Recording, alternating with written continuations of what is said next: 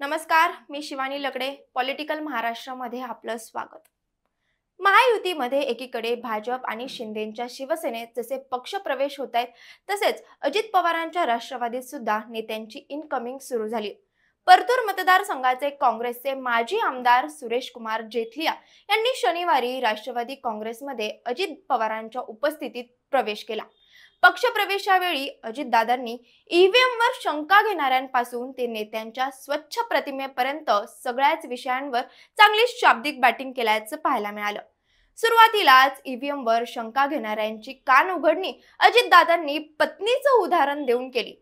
फक्त देवदेव करून निवडून येता येत नाही, श्रद्धाही ठेवा आणि कामही करा, असं अजितदादा म्हणाले.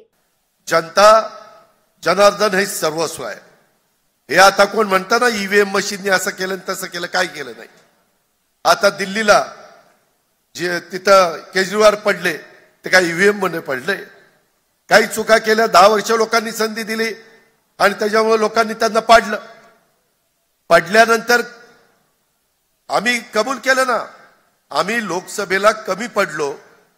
मला लोकसभेला माझ्या विधानसभा मतदारसंघामध्ये 48,000 मतं कमी पडली.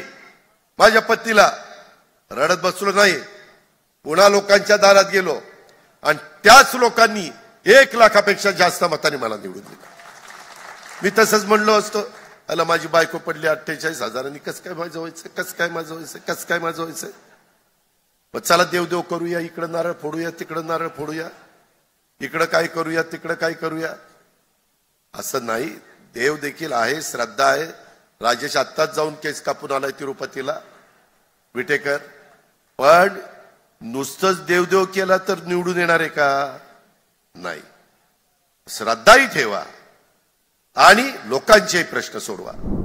यासोबतच अजित पवारांनी पक्षांमधल्या नेत्यांना स्वच्छ प्रतिमेवरून कानमंत्र सुद्धा दिला. तसंच यावेळी दादांनी कंत्राटदारांचं उदाहरण सुद्धा दिलं.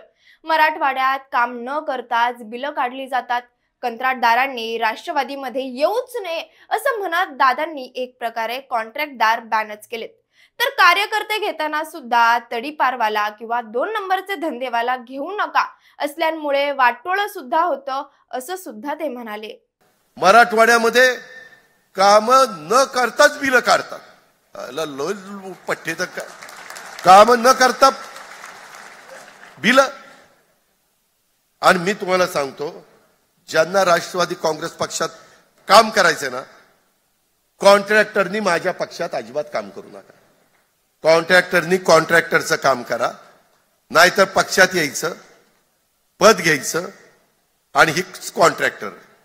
आता हीच कॉन्ट्रॅक्टर पदाधिकारी झाल्यावर ते अधिकारी दादा विचार करतो, आता ह्याचं बिल काढू का नको, काढू का नको. नाही काढावं तर ती दम देतो, थांब तुझी बदलीच करतो, तुला गडचिरोलीच दाखवतो. अरे काम करणं ही कुठला दमदाटी करतोय? जनतेचा पैसा आहे. अजित पवारच्या बापाच्या घरचा पण पैसा नाही आणि दुसऱ्याही कुठल्या नेत्याच्या बापाच्या घरचा पैसा नाही. हा जनतेचा पैसा आहे.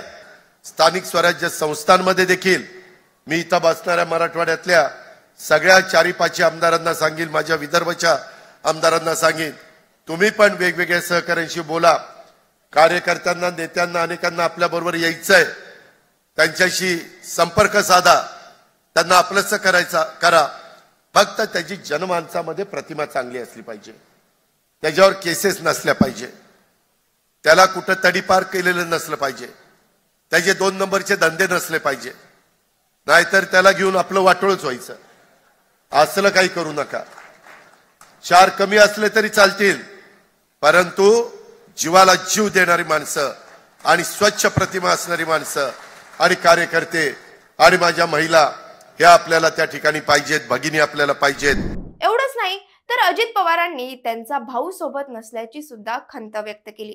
आधी स्वतःच्याच घरात बघितलं पाहिजे हे सांगताना आधी रेटून बोलायचो आणि आता दबकून बोलतो, कारण माझाच भाऊ आता माझ्या सोबत नाहीये, असं सुद्धा ते म्हणाले.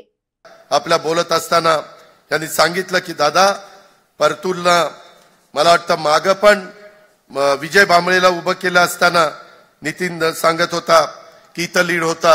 याही वेळेस राजेश तुला लीड होता, तुझ्या ह्याच्यात होता का? तुझ्या मतदारसंघात होता ना? ठीक आहे. त्याच्या मतदारसंघात नसता तर आता घेतलाच असता त्याला. हा ना, स्वतःच्या घरात काय जळतंय ते पहिलं बघितलं पाहिजे ना, तर दुसऱ्याचं घर तुम्ही शाबूत ठेवू शकता. आमच्यातले काही काही पुढारी असे आहेत की त्यांच्या घरातलीच लोक त्यांच्या बरोबर नाही आणि बाकीच्यांना उपदेश करायला सांगतात. मी तर रेटून बोलायचो, पण मी आता दबकत बोलतोय, कारण माझा भाऊ पण माझ्या बरोबर नाही.